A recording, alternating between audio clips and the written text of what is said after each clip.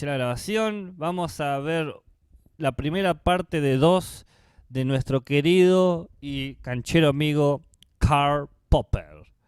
Popper, nacido en 1902, fallecido en 1994, vivió una banda de años, vivió un montonazo, pasó por todo, 2 guerras mundiales, el inicio de la globalización, la aparición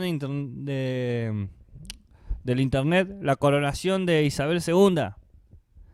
Karl Popper es un pensador de Viena, después nacionalizado inglés, muy importante, que hoy en día se lo sigue estudiando, que sigue teniendo gran impacto a nivel filosófico, a nivel matemático y a nivel político.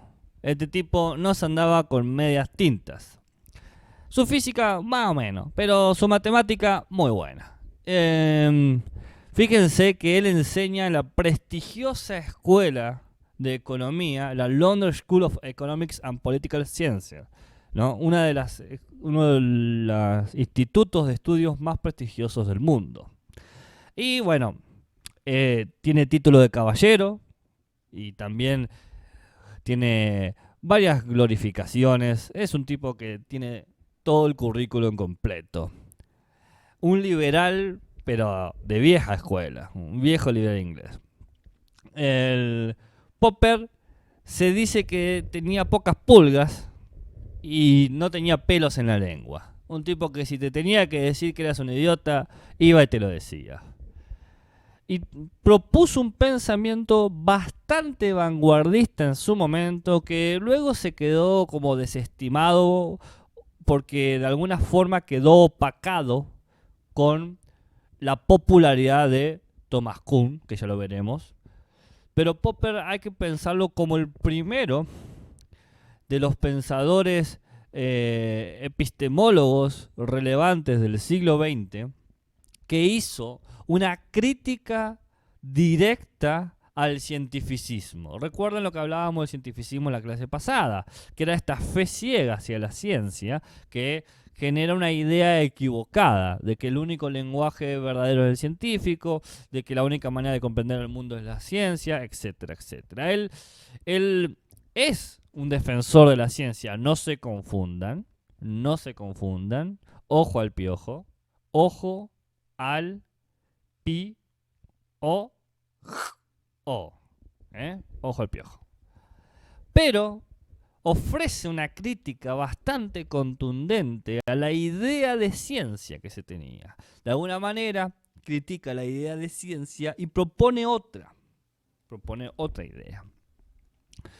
De ahí que tengamos que recordar un poco qué era lo que se decía de la ciencia positivista para poder hacer la contraposición, la diferencia. Acuérdense que estábamos con la metáfora de Friedrich Nietzsche, mañana gris, bostezo la razón, canto el gallo positivista, que es una forma de sintetizar metafóricamente el pensamiento de la ciencia positiva, donde la verdad o lo verdadero es el resultado de un tipo de investigación humana, un tipo de análisis de la realidad que es el científico. Entonces, la verdad es un sinónimo de la verdad científica. No puede haber verdad estética, o verdad psicológica, o verdad filosófica. La única verdad es la verdad científica. Pero no solamente hay un solo tipo de verdad o un solo tipo de teoría, sino que hay un solo tipo de acción o un solo tipo de práctica, que es la tecnología. Si no se puede convertir en una técnica o una tecnología, no sirve, no es aplicable, no es práctico, no es útil. Lo verdadero es lo científico, lo útil es lo tecnológico. Este es el criterio cientificista. ¿Por qué? ¿Cómo se llega a construir este criterio? Y bueno, porque se cree el término cientificista positivista, cree que el mundo es objetivo al 100%, no hay lugar para las sensaciones o emociones, es objetivo, es neutral y solamente el humano se desarrolla, el desarrollo humano equivale equivale a mayor o mejor tecnología. No, esta es la famosa actitud cientificista. La única manera de conocer el mundo es en términos de lo medible, de lo sopesable, de lo mensurable, de lo predecible. La única forma de hacer ese tipo de conocimiento objetivo es siendo neutral, donde no hay emociones, donde no importa tu estado psicológico, tu estado económico, tu historia, no interesa nada de eso. Lo único que interesa, lo único que importa es estudiar la realidad tal y como es para desarrollar la tecnología que garantice una buena vida. Esa es la idea del cientificismo positivista. ¿Estamos hasta ahí?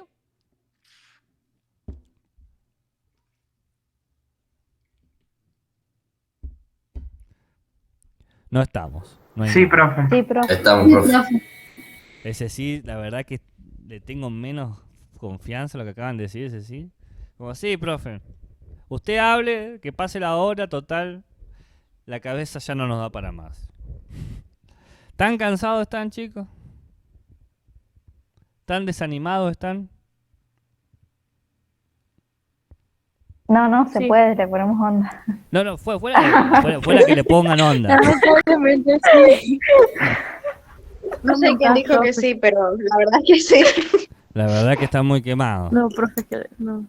Micrófono. Así como hubo un gallo positivista que fijó las ciencias a principios de la década de 1900, reaparece lo que se puede llamar un gallo neopositivista. ¿Qué pasa? ¿Qué es lo que pasa? Y acá esta es una cosa maravillosa que sucede, que esto es algo que todos Profe, no se está nosotros... bien. Ah, ahí está. que todos nosotros en el siglo XXI deberíamos conocerlo. Que surge un contexto muy curioso con el auge de la física relativista y la física cuántica. La física relativista y la física cuántica. ¿Saben cuáles son las características así como más generales de la física relativista y la física cuántica? ¿Hacia qué tipo de objetos se dirigen? ¿Describen qué aspectos de la realidad, qué postulados presentan? Porque no se puede entender el cambio de percepción de las cosas si no se ve el contexto. Entonces, yo les tengo que preguntar si saben un poco sobre el contexto de la física relativista y la física cuántica. ¿Se ve en la presentación? Porque yo me parece que no la ven. No, eso es lo que No, estaba no se ve. diciendo, pero después No, cargó no. un poquito. Sí, no, eso está bien. Pero no se ve. Sí, ¿dijeron que sí o que no? Bueno, ahí la vuelvo a poner. No entendí. Que no. Pero fuera de eso, en los contextos de la física relativista y la física cuántica, ¿qué me pueden decir sobre eso?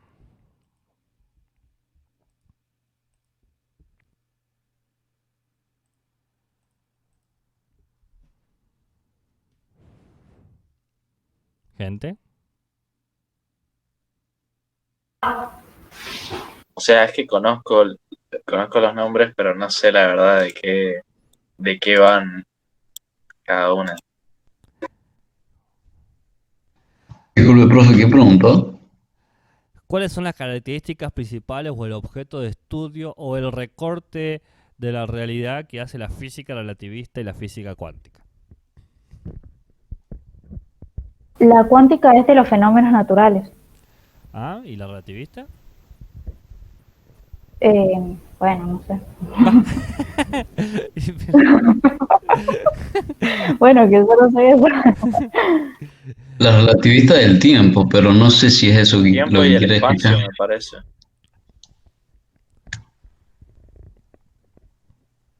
Bien. ¿Quieren que, Será ¿Quieren que se lo explique? ¿O...? La Sí, relatividad sí. de la luz. Sí. Hay luz, No, sí, creo sí. que no es del tiempo. No, tiene algo de luz. A ver, Ah, ok. Claro, pero Espacio y tiempo. Bueno, sí, explica. Hasta 1900, la física que operaba la manera de entender el universo completo, no solamente lo que sucedía en este mundo, sino los sistemas solares locales y vecinos, era la física newtoniana, es decir, la física sostenida bajo los preceptos de Newton sobre la ley de gravedad y las 3 leyes sobre el movimiento, ¿no? El reposo, la aceleración y la reacción. La hipótesis para que funcionara la física newtoniana para todo el universo era una hipótesis muy curiosa.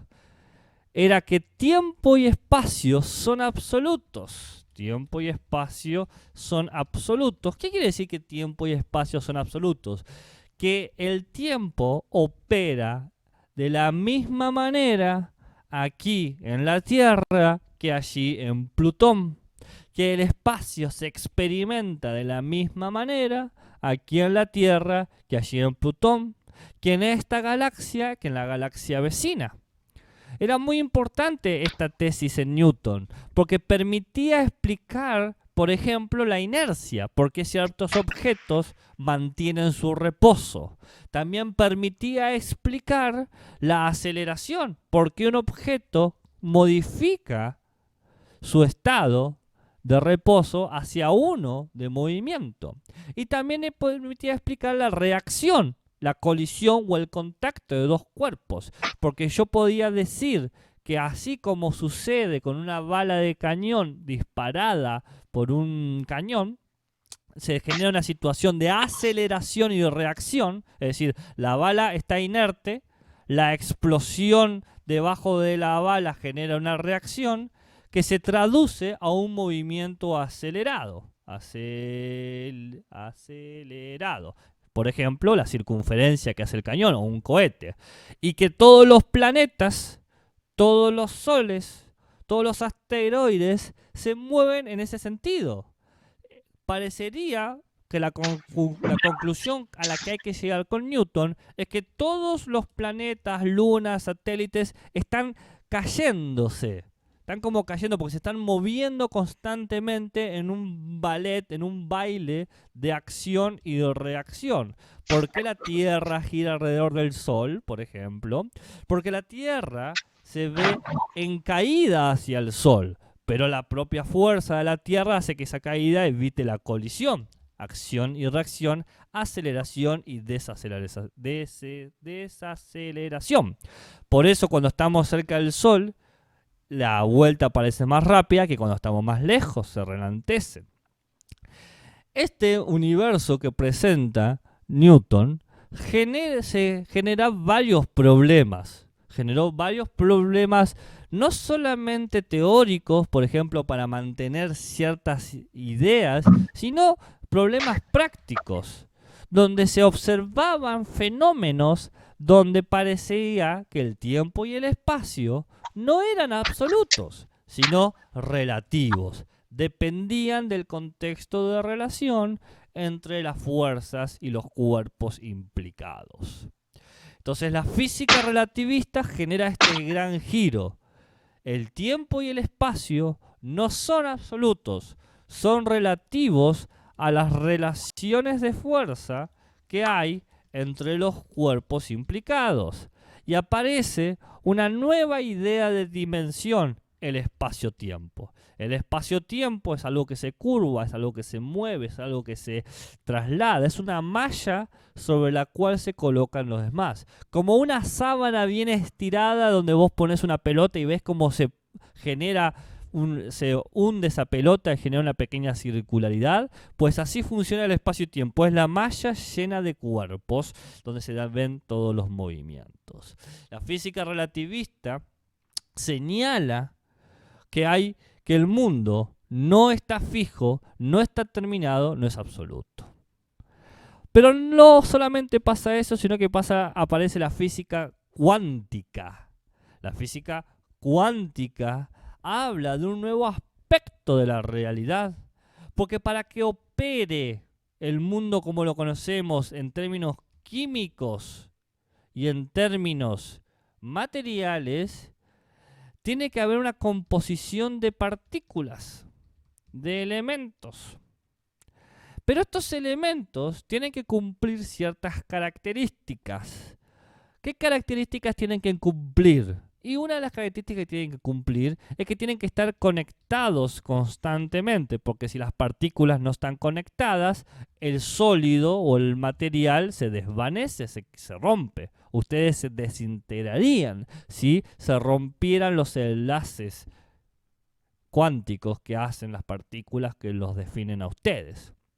Y estas relaciones que hay, esta conexión constante, es eléctrica o magnética o nuclear. Es decir, hay un conjunto de fuerzas, por decirlo así, de fuerzas que van uniendo los elementos. Uniendo los elementos. La teoría de la física cuántica parte de esta idea para postular una idea contraintuitiva, es decir, en contra de nuestra intuición, que dice algo muy sencillo. La construcción de las partículas que hacen a los elementos de la tabla periódica, los elementos, fíjense el nivel, son 3 niveles pequeños. Hay subpartículas que hacen a las partículas, que estas partículas hacen a los elementos químicos. Y los elementos químicos, ¿qué hacen? Y bueno, hace a todo lo demás, ¿no? Hace a el agua, por ejemplo, H2O, ¿no? ¿Me van siguiendo? Sí. Entonces, el tercer nivel de las subpartículas es un nivel que tiene unas características que van en contra de cómo experimentamos al mundo. Un conocimiento contraintuitivo que se caracteriza principalmente en ofrecer situaciones imposibles para nosotros, que van de cierta manera de la mano con la relatividad del espacio y tiempo. No se ha probado esta conexión, sino que se sospecha. ¿Cuál es esta conexión que se sospecha? Bueno, las partículas tienen una habilidad muy curiosa. Pueden estar en dos lados al mismo tiempo. No todas las subpartículas ni todos los aspectos de las subpartículas. En realidad se habla de ciertos saltos de los protones y de los neutrones en ciertas partes del modelo atómico. Pero fuera de esa complejidad que no vamos a tratar, lo curioso es que tienen una capacidad de anular las experiencias físicas que nosotros tenemos. Estar en dos lados al mismo tiempo o estar en dos tiempos a la vez. Esta revolución, que es efecto de una serie de procesos filosóficos, teóricos y prácticos que sufre la física, donde se abandonan ciertas ideas. Las ideas principales que se abandonan es que el tiempo y el espacio son absolutos. La segunda idea que se abandona es que todos los niveles de la realidad, operan con las mismas leyes. La tercera ley que se abandona es la idea de que la matemática es universal. Se necesitan distintas matemáticas para distintos niveles de la realidad. Se cambia radicalmente la forma de trabajar, de investigar, de comprender.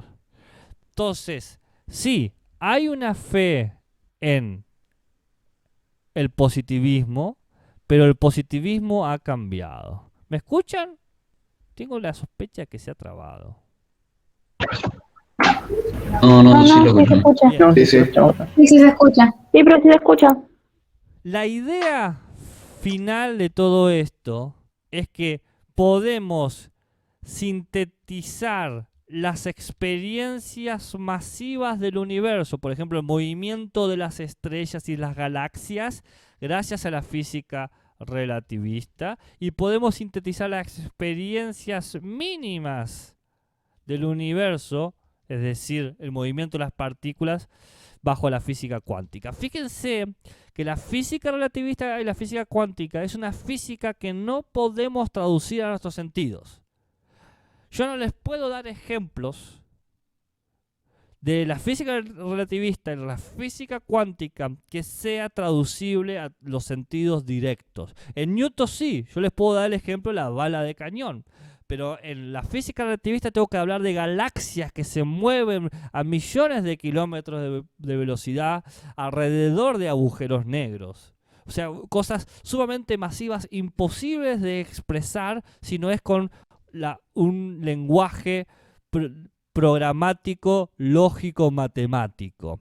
Y los programas que te hablan del movimiento cósmico de las galaxias, no va a ser el mismo programa o la misma lógica que te va a hablar de eso micro, que ningún microscopio te lo va a poder presentar. Vos no vas a poder ver estas subpartículas moviéndose. Vos las comprendés teóricamente.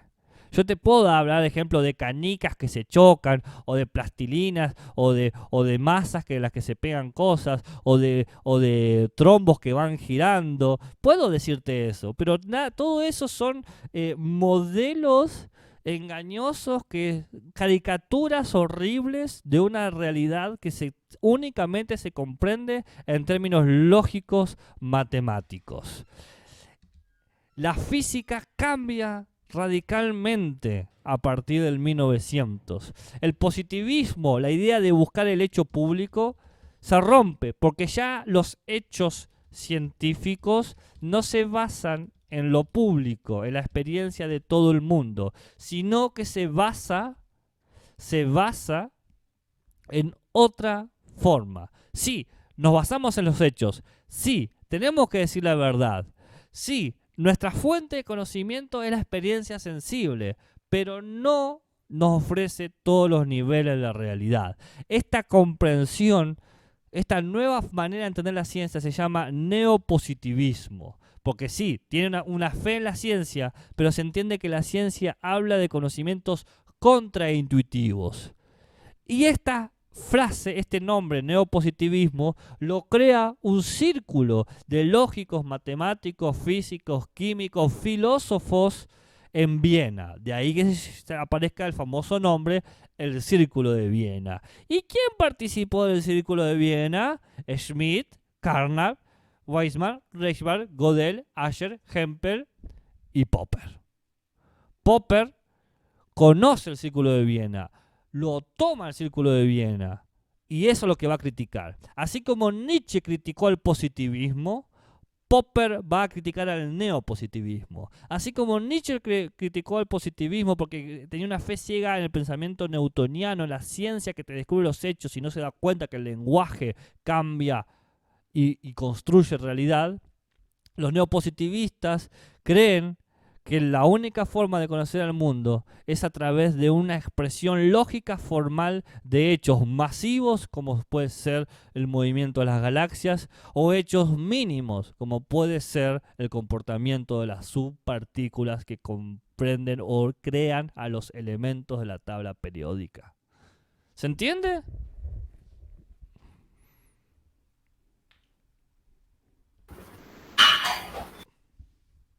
Sí. Sí, profe. Sí, profe.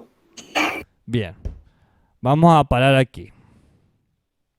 Vamos a hacer el parate y mañana vamos a desarrollar la idea de Popper propiamente, la crítica. ¿Les parece?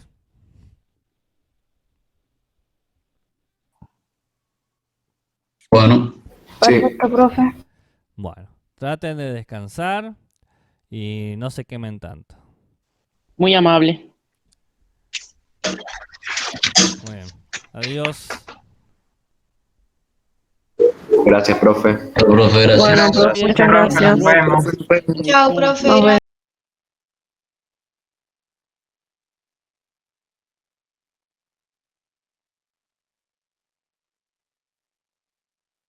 Sí, sí.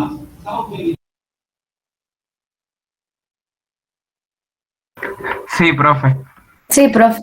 Otra vez no grabé la clase. Mira, me acabo de dar cuenta que no lo grabé. Changos. Nadie lo grabó Profe, por casualidad, ¿no? esto sucede nada más en el neopositivismo. Sí. No, yo no grabo la clase. No, yo tampoco. No estaba tomando el micrófono. No. Es la segunda vez que me pasa. ¿Con qué me había pasado la otra vez?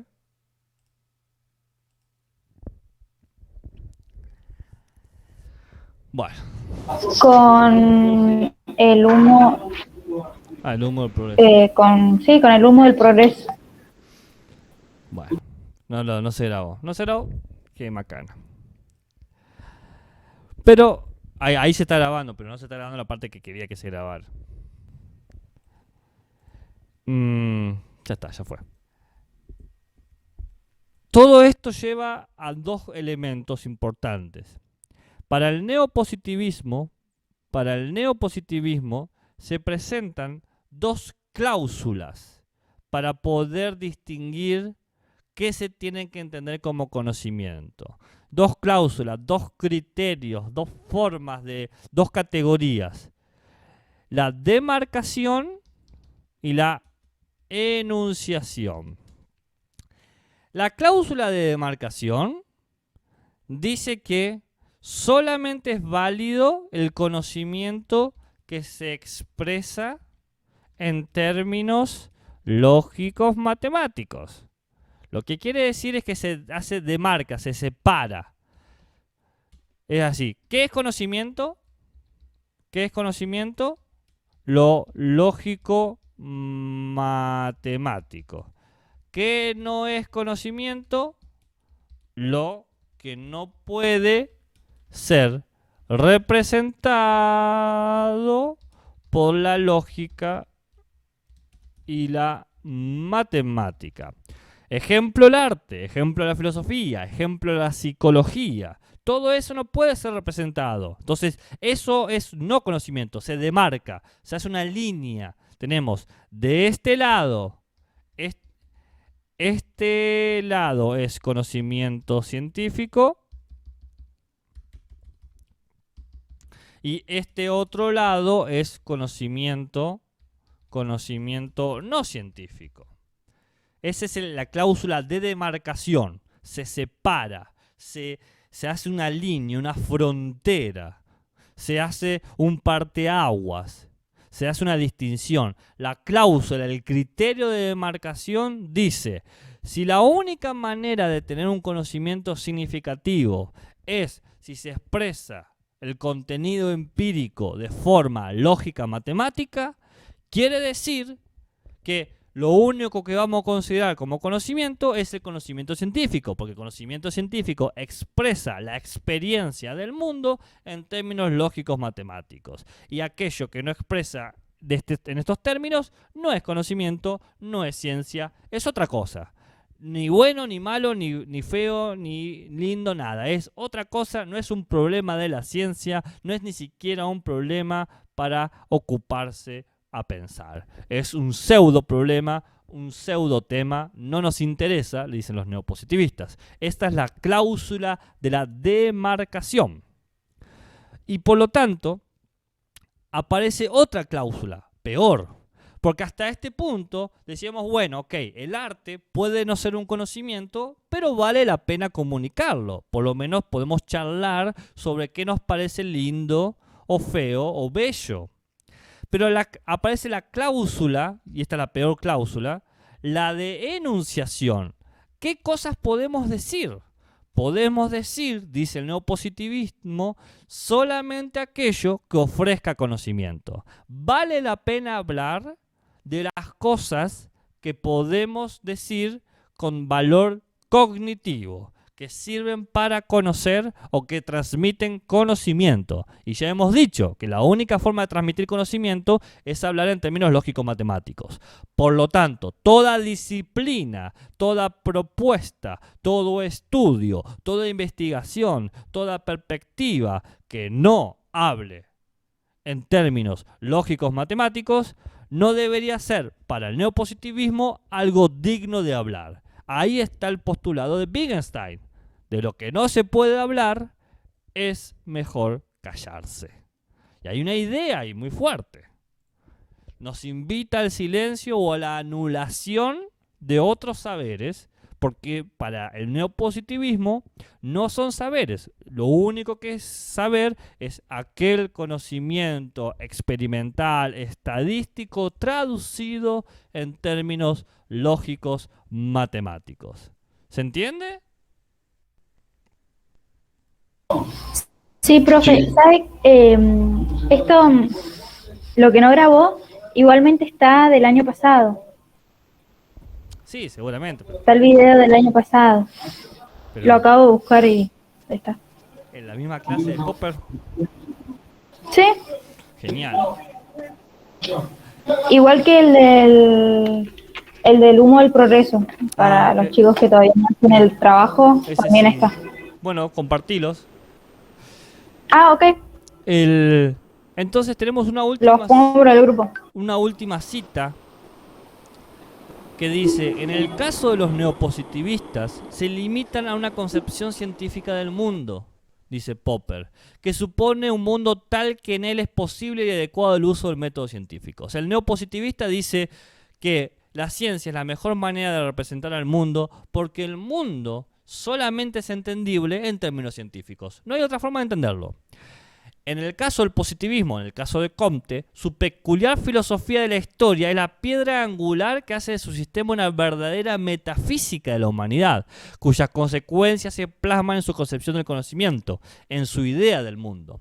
El positivismo, antes que defender la ciencia, en realidad está defendiendo una idea de humano que es claramente racista, misógina, etaria, etc. Entonces, sí, el Comte defiende la ciencia, pero defiende la ciencia porque le conviene para unos fines metafísicos, unos fines que justifiquen el sentido del progreso de los pueblos blancos europeos.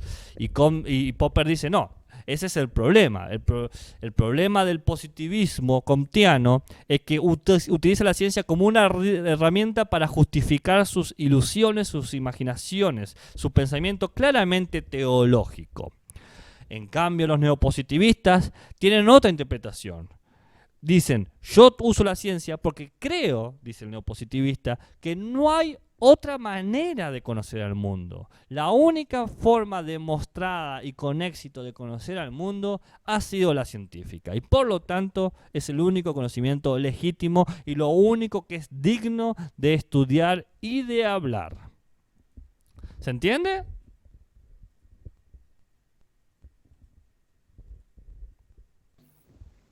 Sí, profe. Sí, profe, se entiende. Sí, profe. ¿Alguna duda, algún interrogante, algún insulto, un comentario, una nota al pie?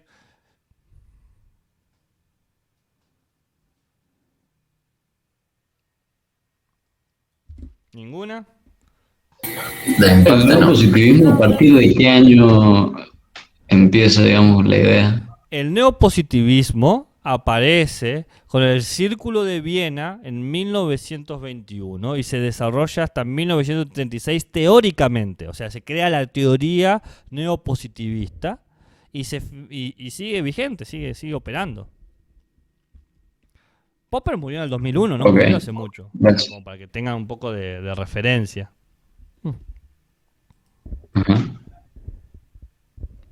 Muy bien. ¿Estamos hasta ahí? Sí, profe. Bueno. ¿Esta es la última clase de Popper? No, son dos. Ah, Faltaría la otra, pero bueno, eso lo veremos ¿Y seguramente. cuándo vamos a tener la que viene? Y cuando después de las después de las vacaciones, me vacaciones. parece. Bueno, ¿estamos que estamos? sí, Sí, profe. Bueno, chicos, que terminen bien la semana y no pierdan la razón o no caigan en la locura. Ok. Igualmente. Gracias, profe. Ya, ya. Saludos. Gracias, profe, nos gracias, vemos. profe, nos vemos. Nos vemos. Gracias, profe. profe. Nos vemos. Nos vemos, profe. Profe, nos vemos.